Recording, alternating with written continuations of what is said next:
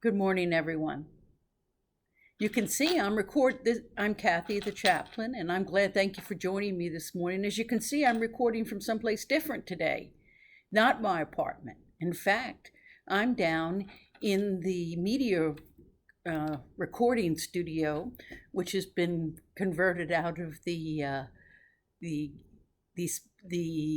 small dining room or guest special event dining room, private dining room down on the first floor. It's been converted to a recording studio. So that's where I am today. I am back. Yes, I'm not having worship services yet. The priests from Blessed Sacrament can't come back yet. It's too soon for you to gather in large groups. We have managed to get our community totally free of COVID, and that's the way we want to keep it. So we're going to have to continue to take the measures that protect each and every member of our community, residents, and employees alike. So I'll be here Sundays, Mondays, Wednesdays, and Thursdays, 4 days a week. Remember, I'm just a part-time employee. But I will be available to talk to you at appropriately social distances. My office is on the 5th floor. If you'd like to come and chat, we can easily have conversations at a safe distance. I'm sure I'll see many of you in the hallways or perhaps out front when you're taking your walks, and we can, with both of us wearing our masks, we can go ahead and visit. And it's just one step better than a phone call. But I'm always available by phone if you want to reach me. Just dial my extension 3883, and it goes straight to my cell phone, just like it always has. And I'm available to you anytime you feel the need to talk. After all, I'm your chaplain. But today I wanted to talk about something that I've noticed that people are still continuing to do, and that's jigsaw puzzles. I love jigsaw puzzles. They are so much, I've just had so much enjoyment. I can remember in my lifetime, when I was young in my childhood, I had some aunts who dearly loved jigsaw puzzles, and they had a summer camp on a lake up in Redfield, New York. It was actually a reservoir, but I didn't know the difference back then. And even as a teenager and an adult, I would go sometimes and spend time with them in the summer. They had a wonderful screened porch on the back, and it was screened on 3 sides. It looked out over the lake and it was just lovely. And from there, we always had on this huge table, big enough to accommodate and as many people pretty much who came. When they first came in the summer, they would lay out a jigsaw puzzle. And it was so much fun working with them. I can even remember jigsaw puzzles when I was younger with my older sister, Cindy. I think I mentioned to you, Cindy got hit by a car when she was about 15 years old, and I was about 5. And Cindy and I shared a room. And when she came, though she was in the hospital for 3 months, 6 months, I think, when she came home, she was in a hospital bed for a while longer. And she used to have a big board, and it was actually a drawing board, I found out later. And she used to play solitaire, and we used to play slapjack, but she also used to work on jigsaw puzzles. And she'd lay the jigsaw puzzles out there, and she was probably the first one I remember working a jigsaw puzzle with. But I sure have wonderful memories of working it with my aunts up there in Redfield on the reservoir. And even after one of them passed away, the other aunt, who was my godmother, I would go up and visit her. And it was always a great joy. You can relax. And when you do jigsaw puzzles. Of course, we have a problem here. I see jigsaw puzzles all, in different areas laid out for people to do, that people are working on, because it's hard to get enough space in your room. But of course, we're not supposed to be less than 6 feet apart. So it's hard to work on a puzzle together with somebody right there.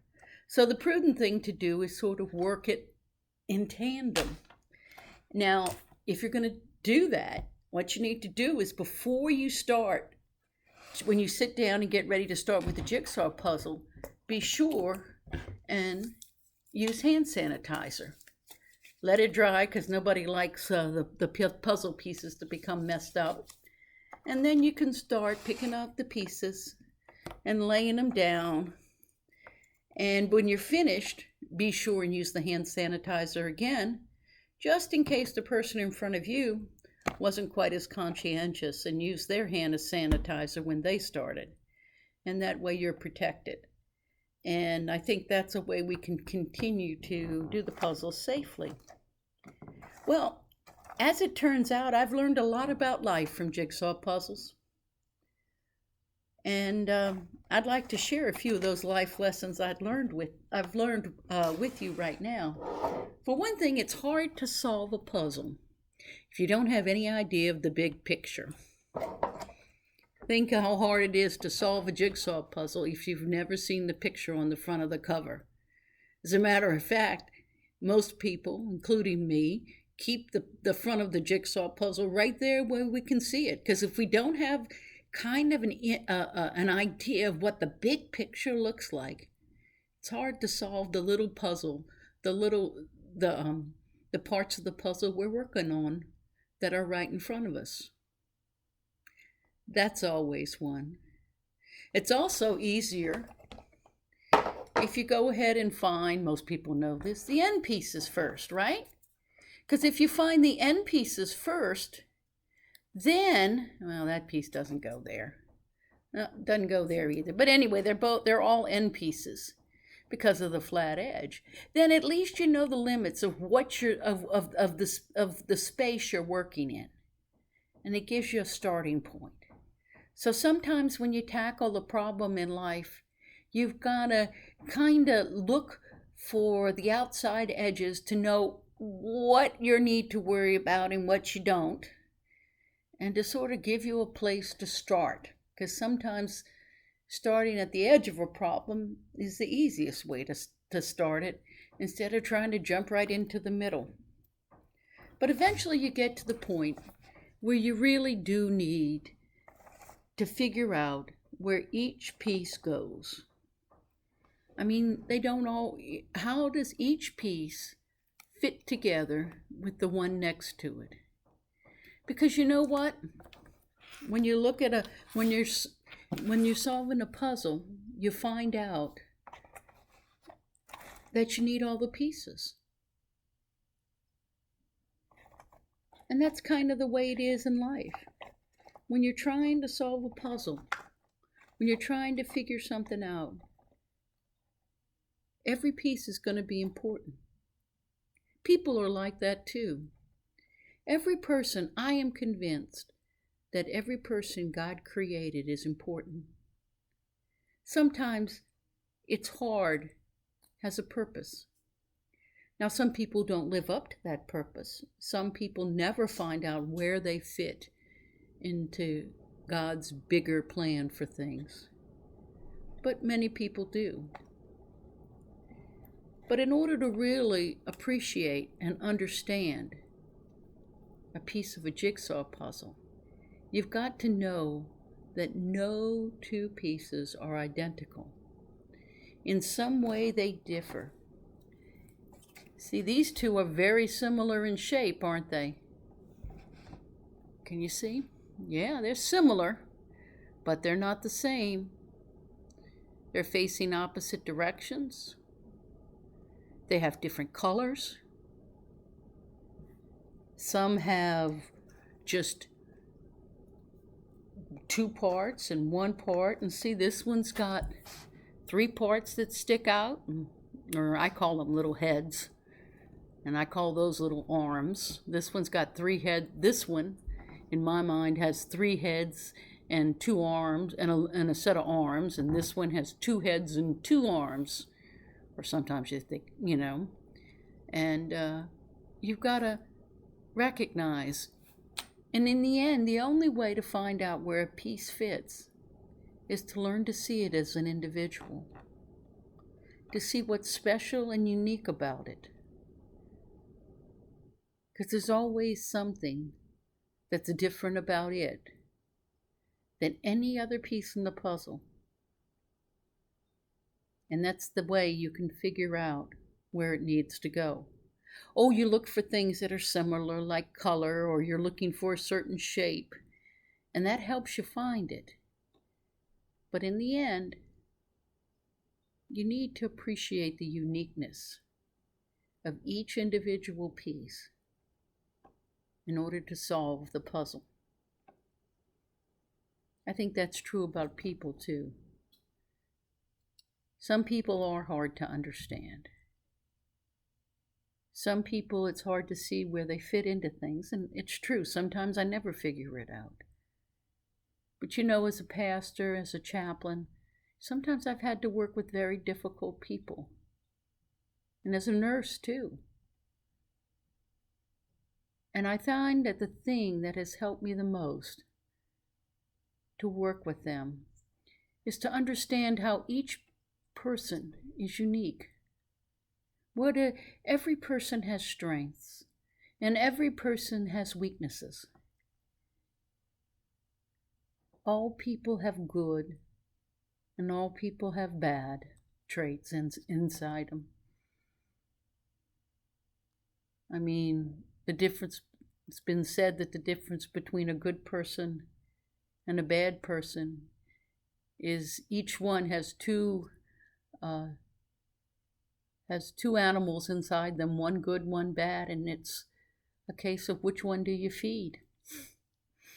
It's an interesting way to look at it, I suppose. But that is true. No person, save one who has ever lived, Jesus Christ, after all, I am a chaplain, and I do believe that Jesus Christ did live a life that was sinless. Not that he wasn't tempted to sin. I think he had in him that same negative side,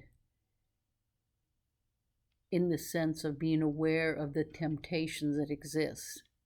I'm not going to say he was negative. I'm just saying that just like us, he felt things like fatigue and hunger and frustration and hurt and love. And he had to decide, just like we do, what traits, what he would do and what his actions would be. Basically, like I said, which part of him to feed and which part of him to let languish and hopefully die away. Though I don't want to stretch that too far, because I don't want to get into some sort of philosophical thing that, because Jesus was God. He was fully human and fully man, and I have really gotten off the topic I wanted to talk about, but it's true. Jesus was fully God and fully human, and yet I believe that when he lived on this earth, he did not exercise his divine nature. Instead, he fully embraced his human nature and chose to live within the limitations that you and I have, and rely, as far as power for miracles and things, to rely on his Father's power working through him, because he wanted to show us how we could live lives like that. But getting back to people, I know there's a lot of good and there's a lot of bad. But I think in learning to care about people, and even the ones you don't agree with, even the ones you find yourself at odds with, yet I think as Christians we're called upon to see them as the unique and special individual created by God that they are. and to look for that image of God in them, and to be able to pray for them at their point of need. You know, some years ago, I got in an awful dispute with a family member who I dearly loved. It was painful, it was hurtful, and I was so angry about behavior they had that I couldn't understand. It's funny what I did. Not funny, but I realized that the anger was devouring me, and it was turning me into somebody who I didn't like, who I didn't think God wanted me to be. Because by focusing on that anger, I began to change. I was feeding, I suppose, that the negative side of me, and it was growing and taking over my whole personality. And I remember that I decided that it wasn't worth it, that the thing we were arguing for was material. It was something, I mean, my goodness, I had been reading the scripture, the Bible at that time. I was working my way through the Bible, and while I'm in the midst of being furious one day about this whole situation, I sat down and opened for the daily reading in order to get me through the Bible in 1 year. And what do I find? What does it profit a man to gain the whole world and suffer the loss of his soul? And I realized if it wasn't worth the whole world, if it wasn't worth gaining the whole world and lose my soul, it certainly wasn't worth losing it over something as minor as we were fighting about. So I decided to just let it go. I'd already lost. I was resentful over something that was a done deal, and it was already over with. So I decided that what I would do, I would start praying for that person. Of course, I have to admit, I realized that I started doing that. I had been praying before, but more or less my prayers were sort of, I realized at that moment, were pretty much gripe sessions. Oh Lord, make them see how much they're hurting me. Let them, I pray you open their eyes to how stupid and ignorant and cruel they're being and hard-hearted and every other, and it's like, well, that's not a prayer. So instead, I began to pray, Lord, you know this person, and you love them far better than I have been able to love them. But you know what they need better than I do, and I pray that whatever it is, you will give them those things that they are in most need of, and open their hearts towards you in any way that is needed. And I began to pray for that. The situation never went my way, didn't change, but my feelings of anger and resentment changed. And I began to remember, when I thought about that person, all the things that had made them unique, all the ways that they were special, the good things, the not so good things, the way they had touched my life and fit in so well at a time in the past when it was important.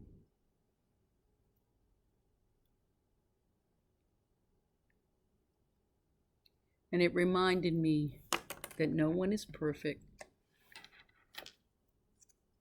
Everyone has committed good deeds and bad deeds, and that's between them and God. He'll sort it out. My job was to see them as the unique person God created them,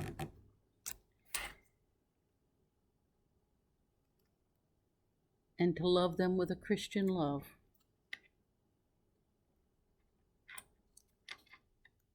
Now my relationship with that person, who is a relative, is very good, very positive. The pain of that time has gone, faded away. There's been statements of apology from both sides for things we did and said at that time.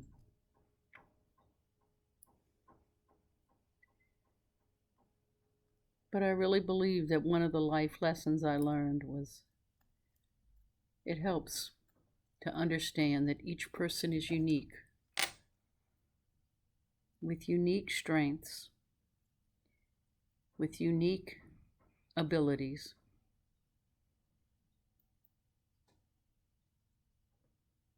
And yet, they are alike in that we're all made in the image and likeness of God. It's a puzzle. Life is a puzzle. And it is, I agree, hard to make the pieces fit. And just when you think you've got your puzzle put together, things change. And it seems like you've got to start all over again. But there again, that's okay. Because just keep in mind the big picture. The big picture is that God is good, that God loves us, that the victory over sin and death has already been won. And no matter what the trials and tribulations and the headaches and the problems of this life, all that will pass away. And we'll reach home. And we will be whole and complete. A beautiful picture that perhaps we only have a glimpse of now, but that we will know in its fullness and completeness in heaven. Until next time, God bless you.